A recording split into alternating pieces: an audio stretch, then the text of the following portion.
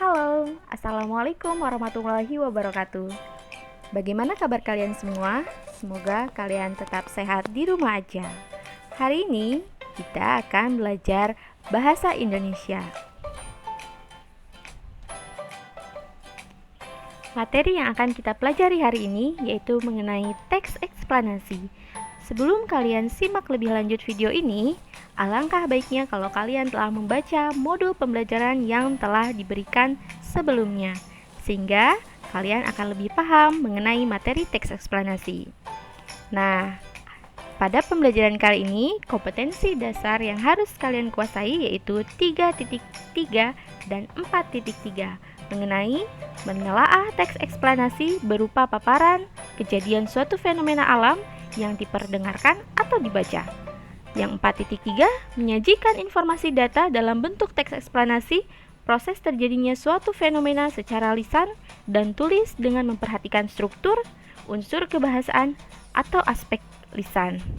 Sehingga tujuan pembelajarannya itu kalian dapat mengidentifikasi, menunjukkan, dan menganalisis isi struktur identifikasi fenomena, rangkaian kejadian atau ulasan, serta kaidah kebahasaannya. Mari kita simak materinya. Sebelum ke materi utama, untuk mengidentifikasi struktur dan kaidah kebahasaan teks eksplanasi, kalian harus tahu terlebih dahulu apa sih itu teks eksplanasi. Pernahkah kalian berpikir bagaimana terjadinya pelangi? Atau bagaimana terjadinya proses gunung meletus? Atau pernahkah kalian bertanya, mengapa gempa bumi bisa terjadi?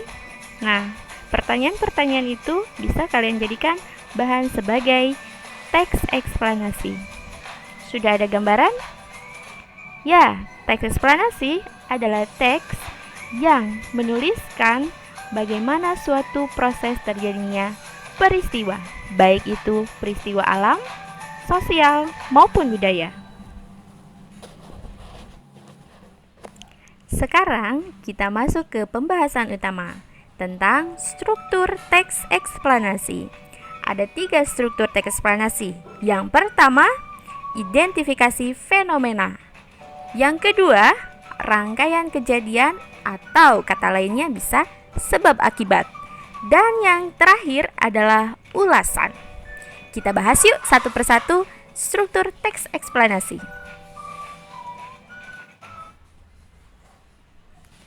Struktur yang pertama yaitu identifikasi fenomena. Paragraf ini menjelaskan tentang sesuatu yang akan diterangkan atau fenomena yang akan dijelaskan. Paragraf ini juga biasanya merupakan gambaran umum mengenai kejadian yang akan dijelaskan oleh penulis. Struktur yang kedua, rangkaian kejadian sebab akibat. Nah, pada paragraf yang ini menjelaskan sebab akibat atau proses kejadian fenomena tersebut.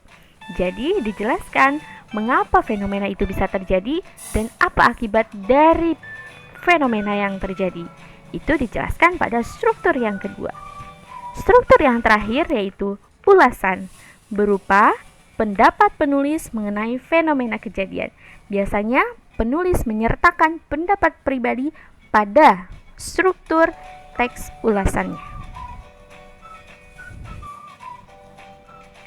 Sekarang kalian jadi tahu apa saja sih struktur teks eksplanasi?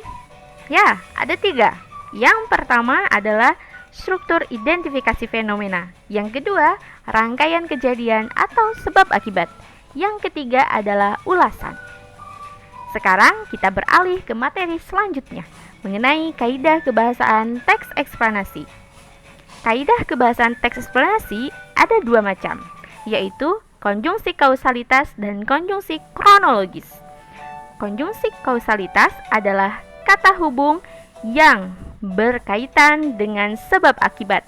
Contohnya, karena, sebab, oleh sebab itu, oleh karena itu, dan sehingga. Jelas bukan?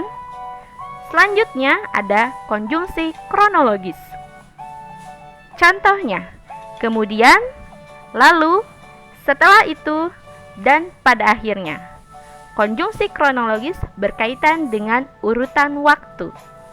Sampai sini materi kita sudah jelas bukan? Nah, mari kita aplikasikan ke dalam teks atau paragraf yang sebenarnya. Di sini kita akan melihat contoh teks eksplanasi yang berjudul petir. Alangkah baiknya kalau kalian telah membacanya terlebih dahulu di modul pembelajaran sebelumnya. Nah, mari kita bedah struktur terlebih dahulu. Pada struktur teks eksplanasi yang pertama ada identifikasi fenomena atau pernyataan umum. Paragraf pertama merupakan bagian identifikasi fenomena atau pernyataan umum. Mengapa disebut struktur identifikasi fenomena? Nah, di sana kalian akan membaca atau melihat gambaran umum suatu fenomena atau peristiwa, yaitu peristiwa petir. Dijelaskan pada paragraf pertama pengertian petir. Jadi, itu merupakan pernyataan umum. Struktur yang kedua yaitu struktur rangkaian kejadian atau sebab akibat. Paragraf kedua, ketiga, keempat, kelima merupakan bagian dari struktur rangkaian kejadian atau sebab akibat. Mari kita lihat sama-sama paragraf kedua. Petir terjadi karena perbedaan potensial muatan antara awan dan bumi atau awan dengan awan lainnya dan seterusnya. Pernyataan itu sudah pasti merupakan sebab akibat. Petir terjadi karena perbedaan. Oh iya, betul. Ternyata itu penyebab mengapa bisa terjadi petir. Paragraf selanjutnya. Awan sendiri terdiri dari jutaan butir air dan es beku di udara dan seterusnya. Paragraf tersebut merupakan sambungan dari paragraf kedua tadi. Jadi, paragraf itu merupakan paragraf rangkaian kejadian atau sebab akibat. Kita lanjut ke paragraf keempat. Petir lebih sering terjadi pada musim hujan. Itu masih berkaitan dengan sebab akibat. Berarti masuk ke struktur rangkaian kejadian. Kemudian paragraf yang ke-6. Umumnya petir-petir mengincar korban di wilayah datar yang terbuka dan seterusnya. Nah, itu masih urutan sebab akibat. Jadi, paragraf yang disebutkan tadi masuk ke dalam rangkaian kejadian atau sebab akibat. Dan yang terakhir adalah struktur teks eksplanasi, yaitu ulasan. Jika petir datang, segeralah mencari tempat tertutup. Itu merupakan ulasan atau pendapat dari penulis mengenai apabila petir terjadi, maka kita harus segera lari ke tempat yang tertutup atau ke tempat yang aman. Sekian materi struktur teks eksplanasi. Kita bedah kaidah kebahasaan teks eksplanasi.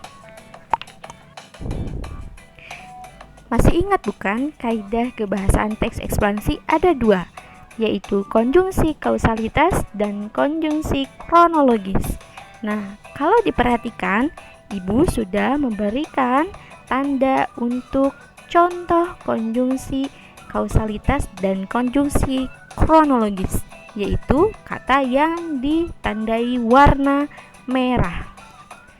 Ada kata kemudian, ada kata mengakibatkan atau karena. Nah, kata kemudian itu merupakan contoh dari konjungsi kronologis. Sedangkan kata karena atau mengakibatkan merupakan contoh dari konjungsi kausalitas. Jadi, kalau kalian ada menemukan pertanyaan, carilah konjungsi kausalitas atau konjungsi kronologis, kalian dapat menyebutkan kalimat yang terdapat konjungsi tersebut.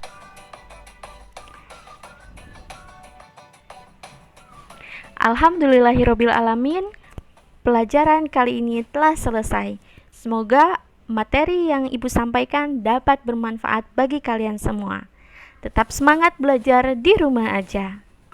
Budayakan bahasa Indonesia, cintai bahasa daerah, dan kuasai bahasa asing. Salam literasi.